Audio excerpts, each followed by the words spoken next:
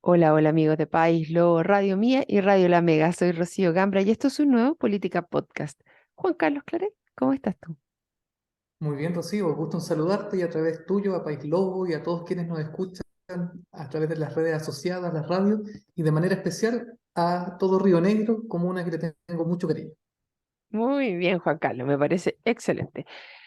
Oye, el día de hoy estamos solo los dos y hay tantas teleseries dando vueltas. Sabes que yo pensé que el fin de año iba a ser más tranquilo, como medio aburrido, y ha sido una locura. O sea, partiendo, si miramos para afuera, porque obvio que es entretenido mirar lo que está pasando afuera, Cristina Kirchner fue sentenciada a 6 años de cárcel, tiene posibilidad de todavía apelar, ¿ah? Pero un fallo de 6 años de cárcel, imposibilidad de seguir ejerciendo de ejercer cargos públicos y en este minuto ella está de vicepresidenta, ¿no? Exacto, pero la sentencia se hace valer una vez que pasa el tiempo, el plazo que la ley permite para ejercer un recurso. Entonces, mientras pasen los días y no se ejerza un recurso, todavía la sentencia no se puede hacer valer, así que todavía tiene días para actuar, digamos. Pero ¿cómo sigues manteniendo a alguien en el cargo que ya está sentenciado? Eso es como extraño, por decirlo menos, poco entendible. Pero bueno, son cosas que pasan. Por suerte, no todavía aquí en Chile. Otra cosa, obviamente, bueno, fiscal nacional. ¿Cómo no ir a darnos una vuelta por lo que está pasando con los fiscales, ya que la Corte Suprema completó la lista con dos fiscales nuevos a esta quina, a la cual se suma entonces por 10 votos la abogada fiscal regional de Ñuble, Nayelet Mancilla, y con 9 preferencias al fiscal nacional suplente y jefe regional del Ministerio Público de Los Ríos, Juan Agustín Meléndez. Ambos el 7 de noviembre habían obtenido la tremenda suma de 0 votos. Pero bueno, son profesionales destacados dentro de su ámbito y creo que los dos sean fiscales también es un mensaje que está dando la Corte Suprema. Sin duda vamos a conversar sobre eso. Sí, bueno, otra cosa, mientras esperamos empezar este programa, estuve escuchando al presidente porque hay otra teleserie que se está dando. Bueno, en el marco de que se aprobó el día de hoy la ley de presupuesto, que él la firmó con toda la ceremonia, también dedicó unas palabritas para mandarle mensajes, quería que al oficialismo, ¿ah? Especialmente a su propio partido, Convergencia Social, porque recordemos que están ahí a puertas de un acuerdo constitucional, pero se terminó cayendo. ¿Y sabes por quién Juan Carlos supuestamente dijo que ya no había más espacio para la negociación ayer en la noche? ¿Por? El diputado Ibáñez.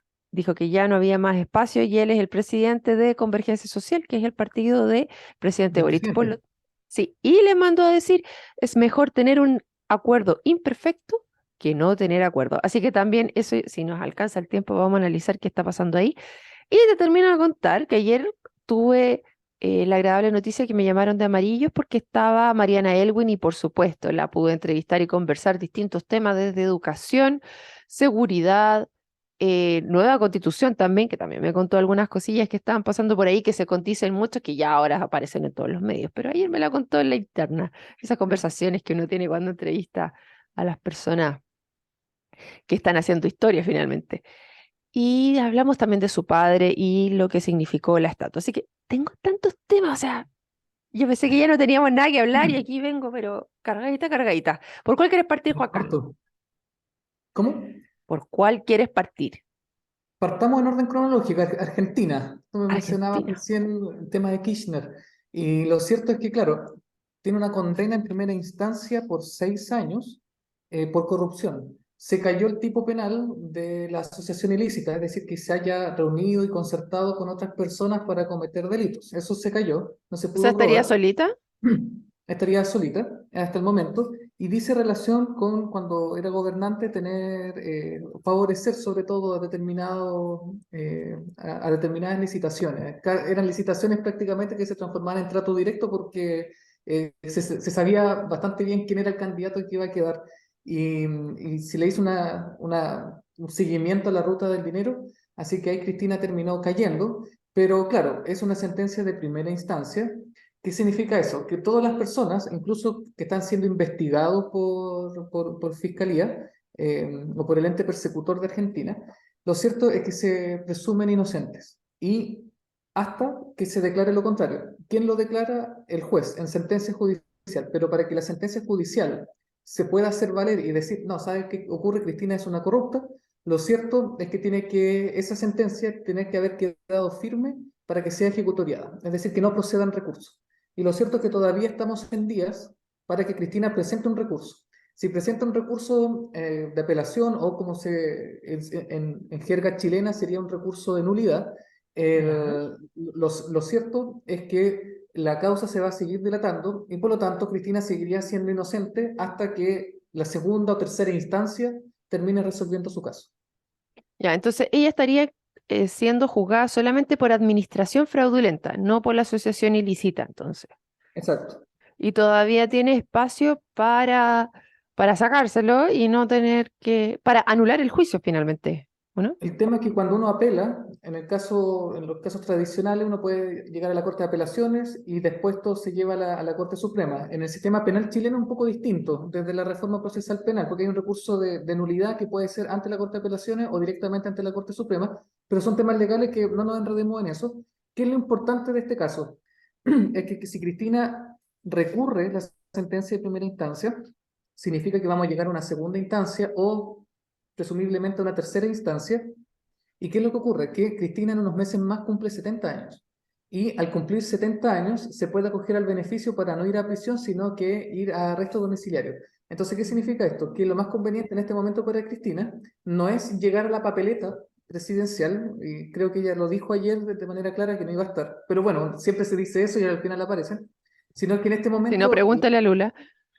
claro, la ganada de Cristina sería dilatar el proceso para llegar a los 70, que en algo se pueda modificar el tipo penal y de esa manera irse a su mansión, digamos, a estar cumpliendo la pena. Bueno, queda todavía un poco de tiempo en esta novela. Vamos a ver qué es lo que pasa, si efectivamente es condenada. Eso se mantiene después de su recurso y claramente no iría a la cárcel porque ¿cuánto le faltará para cumplir? Unos 3, 4 meses, no es más que eso. Así No. que Lo más probable es que ahora, no tenga cárcel efectiva entonces. ahora es curioso, ¿ah? Porque, disculpen lo leguleyo, pero si uno se va a la constitución actual, en De el artículo Argentina. no, no, el nuestro. Si uno Ah, se va a la Constitución nuestra, el ya. artículo 76 en adelante de la Constitución regula el Poder Judicial. Y el artículo 76 establece que las autoridades ajenas al Poder Judicial, en caso alguno, podrán emitir opinión sobre el quehacer del Poder Judicial. ¿Por qué digo esto? Porque en Chile nosotros no estamos acostumbrados a que el presidente de la República salga a decir que el Poder Judicial es una mafia y que están condenando a un inocente. Generalmente en Chile, por más que la gente encuentre cliché la frase, las instituciones funcionan mejor que lo que funcionan, digamos, nuestros vecinos. Porque el día de ayer el presidente de Argentina salió a decir que el Poder Judicial era una mafia que estaba condenando a un inocente. Entonces, el Alberto Fernández, en su calidad de presidente, diciendo eso acá en Chile, fácilmente podría cumplir, digamos, con la causal de incumplimiento de la Constitución y por lo tanto una acusación constitucional y se va el presidente. Entonces, cuando En el hay caso causas, que pase.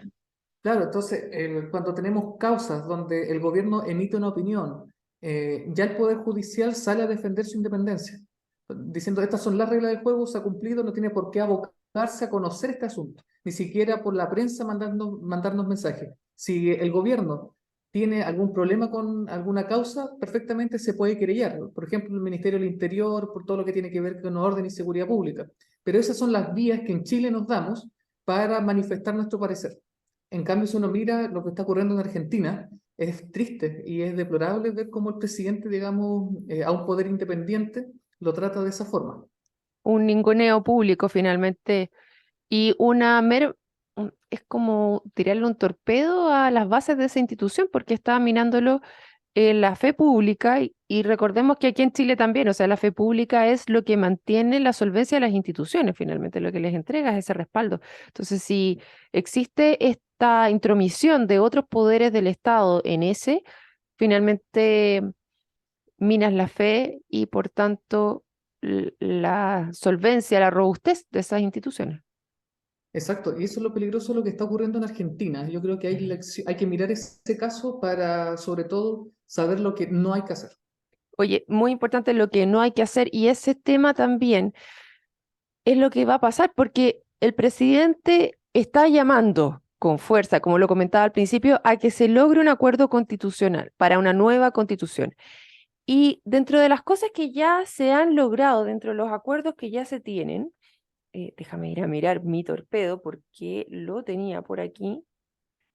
A ver, son varias las cosas que ya estamos. Por ejemplo, un set de 12 bases de consenso. Yo no sé si dentro de esas 12 bases de consenso efectivamente estará, por ejemplo, esta separación de los tres poderes del Estado O actualmente. sea, Chile no podría ser república si es que los poderes del Estado no están divididos. Eso, yo recuerdo el año 2016, cuando la presidenta Bachelet hizo estos encuentros locales autoconvocados, Los los GELA. cabildos. Exacto, eso con estudiantes de la universidad nos organizamos y creamos varios GELA. Y entonces recuerdo que nos preguntaban por un catálogo de derechos, nos entregaban como 20 derechos y decía, bueno, en Chile, ¿cuáles derechos debería tener en su constitución? Y era gracioso porque uno de los derechos era, por ejemplo, la separación de poderes o cosas por el estilo. Entonces nosotros lo que hicimos fue escribir diciendo que su pregunta está mal formulada porque Chile no podría ser república si es que, aunque fuera votación popular, la división de poderes no estuviera asegurada. O sea, hay un PAC del cual Chile no puede renunciar, digamos. Ok, y dentro de eso, dentro de la primera instancia, el tema de república propiamente tal, yo recuerdo que también se intentó sacar la palabra república cuando se estaba escribiendo esta propuesta de nueva constitución. Y ese es otro de los acuerdos que hay, que ahora habría un órgano arbitrador de 14 abogados constitucionalistas, los cuales no estaban antes, porque recordemos que decían, oye, se están infringiendo estas normas iniciales que habíamos puesto ya, ¿a quién le vamos a reclamar? Y parece que tenían que ir a la FIFA porque el Tribunal Constitucional decía que no, la Corte tampoco, y nadie se quiso quemar en ese sentido. Entonces se aprendió esa lección y efectivamente ahora habría un órgano que arbitrase en el caso que este órgano constituyente, que no sé cómo se va a llamar, eh, tratara de transgredir alguna de esas 12 bases de consenso, que eso es uno de los acuerdos que hay. Sí, de hecho, lo curioso a propósito de que nadie quiso marcar un límite es que yo creo que en algún momento, tanto nosotros como los constituyentes, cuando digo nosotros, la ciudadanía, perdimos la noción de que el soberano es el pueblo, no la convención. O sea, la idea de una convención plenipotenciaria, es decir, que lo pueda hacer todo, incluso redefinir si es que somos república o no, con todo, siendo que ese es un órgano republicano, y al mismo tiempo, por ejemplo, demandando la libertad de personas condenadas ¿Verdad? o creando comisiones que no era propio de su quehacer, de memoria histórica, sin tener las herramientas, sin tener una capacitación para escuchar testimonio de personas torturadas, sin un acompañamiento psicológico para las víctimas. Al final, lo que uno se da cuenta es que la convención quiso hacer más de lo que era su trabajo inicial y eso terminó enredando y sobre todo sacrificando los primeros 6 meses. Si hacemos un poco de memoria, fueron 6 meses donde se dedicaron a hacer otra cosa. Se marearon bastante, digámosles que haber llegado a ese puesto los mareó las alturas. El Olimpo estaba muy denso el aire y se marearon. Oye, entonces, ¿qué pasó después para que alcancemos a tocar el tema del fiscal también? Em, Perfecto.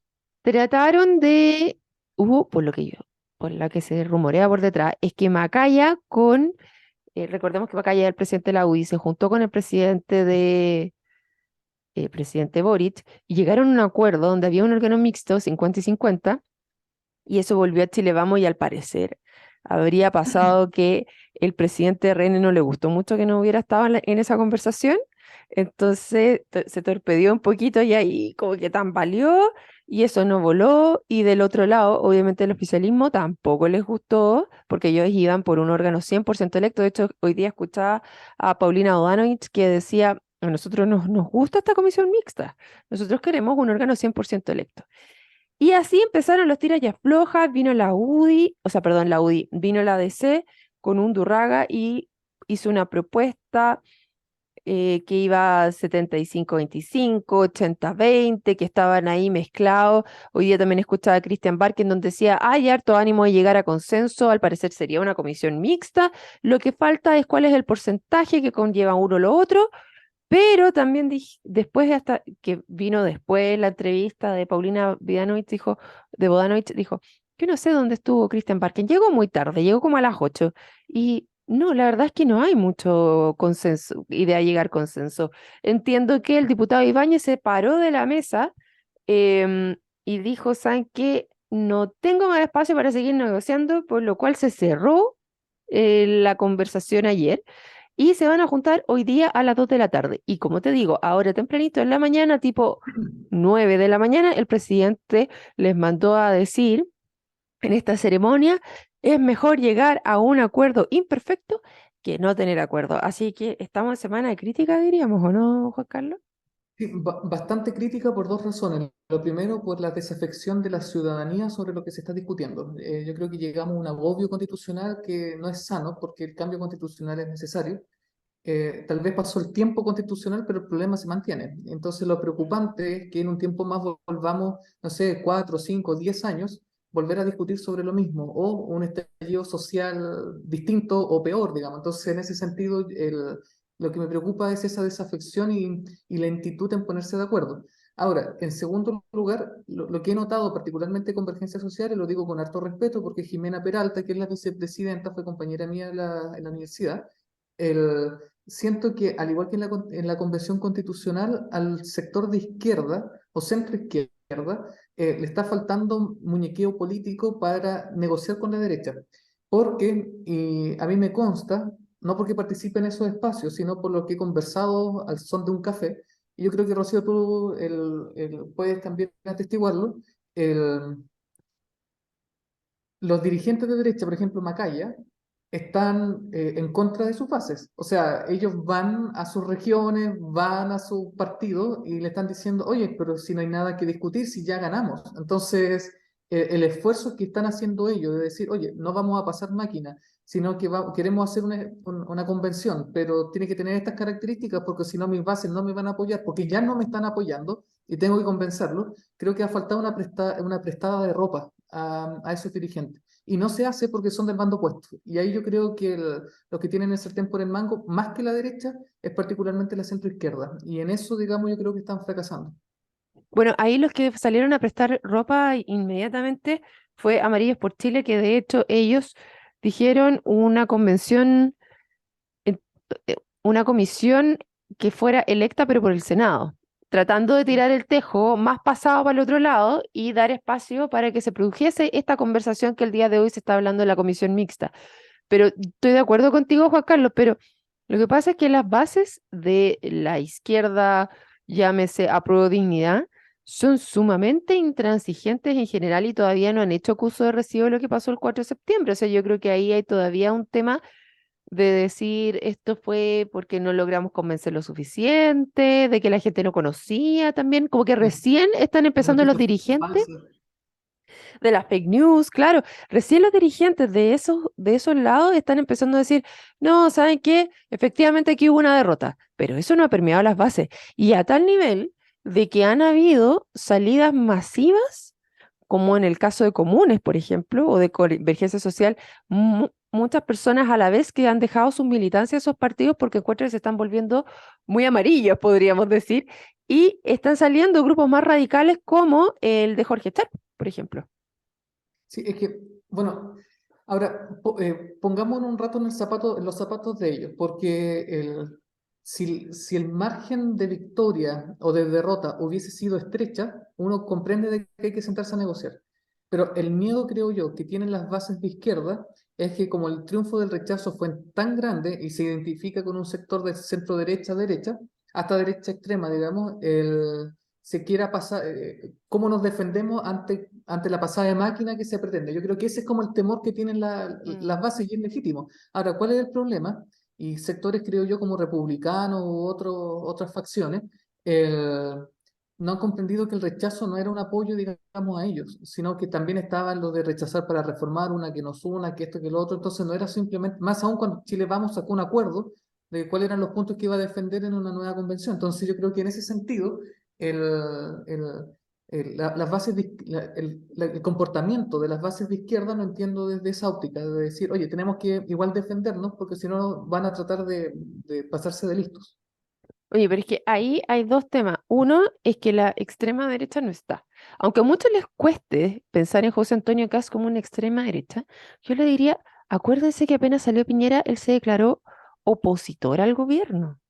O sea, él no era parte de la coalición de gobierno, así como en estos minutos la DC tampoco es parte de la coalición de gobierno del presidente Boric. No son, no están adentro de. Por lo tanto, si tú ves que Sebastián Piñera era centro-derecha, obviamente lo otro está mucho más al extremo. Y en este minuto ese mismo grupo también se restó de las conversaciones, no están sentados a la mesa. Entonces, flaco favor le está haciendo a Prueba Dignidad a Chile Vamos, per se, y junto a eso también a Amarillos por Chile y también a la DC, que no son parte del gobierno, el tratar de llegar a un acuerdo que sea más transversal. Ahora, dentro de lo que yo había escuchado es que los votos de Prueba Dignidad tampoco son necesarios, ¿ah? Para hacer la reforma, para hacer una propuesta, no son necesarios, pero sería una derrota muy grande para el gobierno en el minuto en que se presente esta propuesta de ley de modificación a la Constitución para poder hacer este proceso constituyente y que ellos nuevamente se restaran como lo han hecho de otros proyectos de ley que ha presentado el gobierno y que no han sido respaldados por sus propias huestes. O sea, el Partido Comunista, si bien a diferencia de otros partidos comunistas a lo largo del globo ha tenido un matiz democrático, lo cierto es que el Partido Comunista llegó tarde para el plebiscito del 88, no estuvo el 15 de noviembre del 2019, entonces no me extrañaría que llegara tarde también a esto. Claro, y después se suben como los grandes triunfados, los que más triunfaron, los que más votos tienen y se arrogan el derecho. Y bueno, ya vemos lo que pasa, porque eso tampoco flota aquí en Chile. Juan Carlos, sin duda es algo que está una noticia en desarrollo que lo vamos a volver a conversar, pero nos quedan solo 3 minutos de programa. ¿Y qué me tienes que contar respecto a la fiscal regional de Ñuble y Juan Agustín Meléndez, jefe regional del Ministerio Público de Los Ríos? Perfecto. Juan Agustín Meléndez actualmente está de suplente del fiscal nacional. Está realizando una gestión que es reconocida por sus pares. Él es fiscal regional de aquí al lado, de Los Ríos. Tiene una práctica sureña. Comprende lo que significa también gestionar una fiscalía con bajos recursos, porque no es Santiago. Entonces, es un nombre de peso. Su trayectoria profesional es reconocida por fiscales y abogados de la plaza, así que en ese sentido, un porotito para la Suprema por su nombramiento, que no, antes no le habían dado ni siquiera un voto, ahora yo creo que se reivindica su figura. Y en segundo lugar, la fiscal nacional la fiscal regional de Ñuble también es una profesional de vasta trayectoria, reconocida por sus pares, con un trabajo desde las regiones que siempre es distinto a comprender las dinámicas de Santiago. En ese sentido, la quina, creo yo, se robustece porque ahora los que son, digamos, de dentro de la fiscalía son 4 de 5. El único que fue fiscal, pero por unos pocos años, y se ha dedicado al ejercicio libre es Valencia, que sigue en competencia, que fue el más votado la primera vez. En cambio, todos los demás son fiscales. Entonces, en ese sentido, hay un reconocimiento en el sentido de decir, parece que se necesita alguien que sea reconocido desde adentro, porque va a ser un primero entre iguales, un primus inter pares. Yo creo que esa es la señal que da la Corte Suprema. Ahora, si me preguntas si es que yo fuera el presidente Boric, yo creo que la fiscal regional de Ñuble corre con ventaja, no solamente por su dilatada trayectoria profesional, sino que también porque el gobierno busca una mujer. Y esa mujer, a diferencia de Marta Herrera, sí genera consenso. Ahora, si se decanta por ella o por Meléndez, es una ganada, digamos, para el Ministerio Público, sobre todo para quienes quieren un cambio en el Ministerio Público. Así que va a Oye, estar interesante la propuesta del presidente. entonces quedó mejor esta quina, entonces, y podría haber más consenso también en el nombre que entregue después en el Senado, porque es el último paso que le faltaría una vez que el fiscal. ¿Sabes cuánto tiempo tiene ahora presidente Son 10 Boric para días. nombrar? 10 días Son, nuevamente. todos los plazos en este proceso hay que contarlos de 10 en 10. Entonces, la Corte Suprema tenía 10 días, decidió al tiro. Ahora el presidente tiene 10 días desde que recibe el oficio. Entiendo que el oficio se va a enviar hoy día o mañana. Después, el Senado tiene 10 días y así. Así que de aquí a final de año, antes del 31, si todo va rápido, deberíamos tener fiscal nacional. Perfecto. Bueno, queridos auditores, estamos llegando al final de nuestro programa. Les entregamos muchísima información porque hay muchas cosas que están pasando y les agradecemos por haberse sumado, como siempre, a este Política Podcast. Muchas gracias, Juan Carlos. A ti, Rocío, y a través tuyo, como lo dije al comienzo, a todos quienes nos escuchan a través de País Lobo, La Mega, Radio Mía, y en especial en la comuna de Río Negro. Así es. Y para el resto, bueno, mañana es día jueves 8 feriado, para los que no se habían dado cuenta, así que nos saltamos hasta el viernes. Nos vemos el viernes entonces en los viernes municipales. Chao, Juan Carlos. Chao a todos nuestros auditores. Chao, chao. Chao, chao.